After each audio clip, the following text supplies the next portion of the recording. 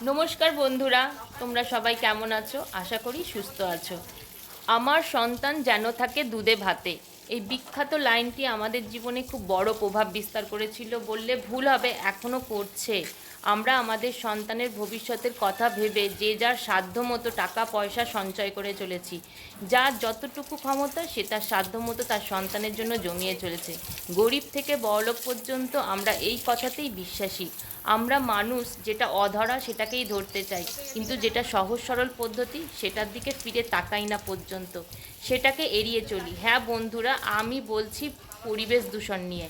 আমরা তো এই নিয়ে একদম চিন্তা ভাবনা করছি না। সাল 2024-এ যদি এই অবস্থা হয়, যখন আপনার সন্তানরা বড় হবে তখন কি হবে? তখন এই সমস্ত জমি জমা ও টাকা পয়সা কাজে লাগবে তো?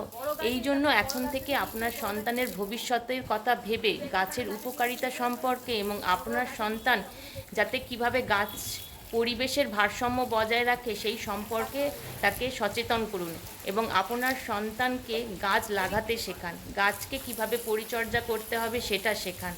আমার মেয়ে মিষ্টিকে আমি তাই শেখাচ্ছি এবং বোঝাচ্ছি যে গাছ আমাদের জীবনে একটা গুরুত্বপূর্ণ অংশ, অতএব গাছকে বাঁচাতে হবে। আজ 5ই জুন বিশ্ব পরিবেশ দিবস। দূষণমুক্ত পৃথিবী গড়ে তুলি এবং গাছ লাগাই সবাই মিলে। নমস্কার বন্ধুরা।